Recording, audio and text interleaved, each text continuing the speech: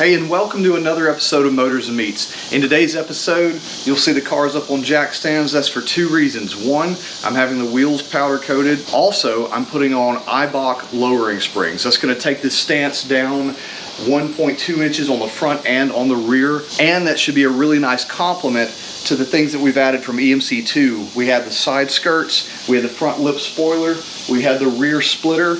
All of that stuff you can find on my last video with the link right here. The only specialty tool that we're going to need to do this is a set of spring compressors. I've had these since I did this same job on my 996. This one, I've already done it once. It's almost identical on this car, so anything that is slightly different, I'll go ahead and stop and show you when we get to that point. Also, I have my tail lights removed right now. You can see this right here. I'm going to get all this nice and cleaned up, but I'm having those wrapped in a tint. I had some tinted PPF on there before. I did it myself. I ordered a kit online, and I think I did a great job, except I didn't. After about 2-3 months in the summer heat, it started to pull back. So one of the tail lights I had trimmed just perfectly right on the edge of where it needed to be, and then right before I took them off, you had about 1/4 of an inch of the uncovered part of the tail light showing. So I'm having that taken care of at a local shop, the same shop that did the ceramic coating on my 996. They do terrific work. I'm really looking forward to picking those back up this week. The wheels have been off to the powder coaters for almost a week now, and they said it should take about a week. So we'll go ahead and get these lowering springs done today, and then whenever the wheels are done getting powder coated, we'll get those back on and get this thing to an alignment shop to get it driving straight.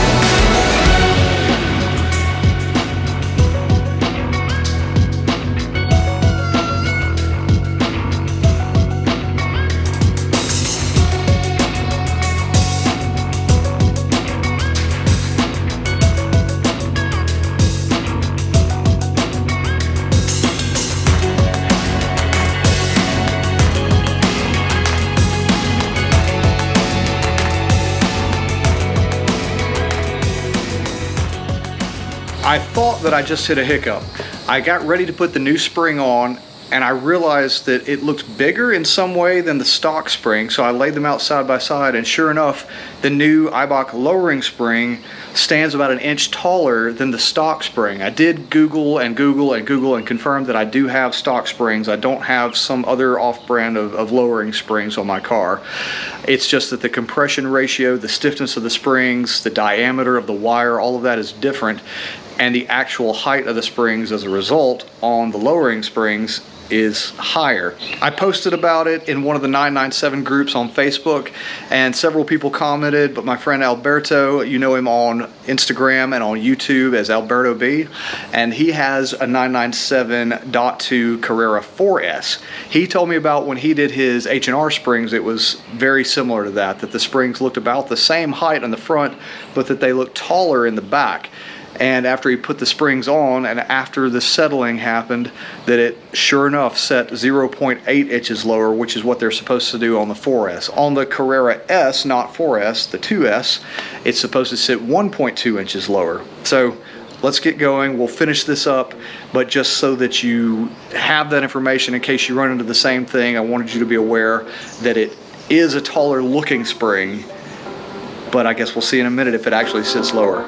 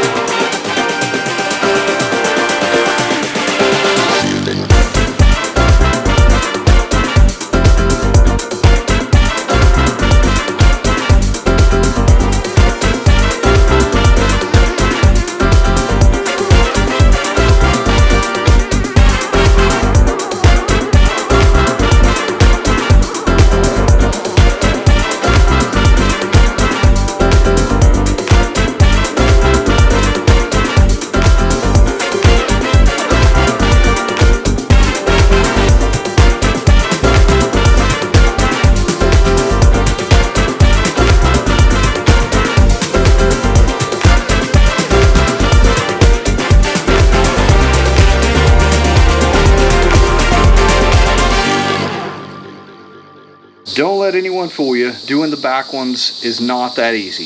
It's just physically demanding, and you have to take loose things that maybe you don't want to take loose. In this case, I took loose the rear sway bar completely to get it out of the way.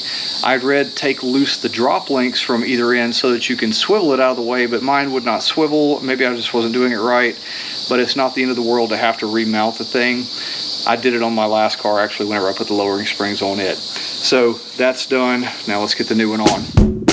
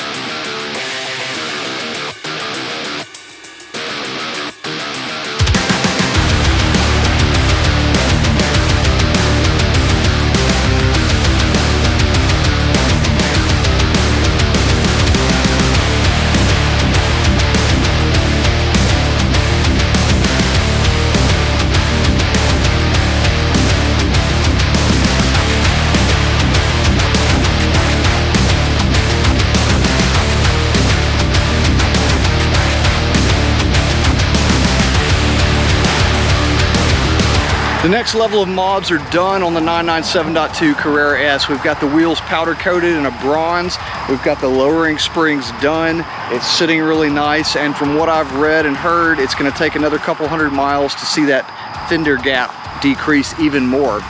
So I'm about to head to Columbus, Georgia, and go ahead and put my 500 or 600 miles on it now. So by the end of this trip, in about 3 days, it should be sitting at optimal ride height. Thank you guys for watching. Hit the like if you liked it. Hit the don't like if you didn't like it, I guess. Hit the subscribe if you want to see what we're going to do next with this car. I appreciate you guys watching, and we'll see you on the next one.